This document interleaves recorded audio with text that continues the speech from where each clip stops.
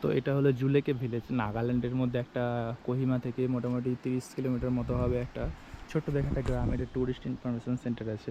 এখানে কিছু নয়, নেচারের জায়গা আছে, মানে ভালো ভালো জায়গা নেচারে দেখার মতো। এটা কেন দেখাচ্ছি, কারণ এখানে দেখা একটা দোকান আছে, যে দোকানে কোনো লোক নাই বসে, লেখা আছে সেলফ পেমেন্ট শপ। এখানে দেখো কিছুগুলো জিনিসের দাম লেখা আছে। ফ্লাওয়ার 100 টাকা, ভেজিটেবল 50 টাকা, wild Apple chips, gold finger, সব দাম লেখা আছে এখানে।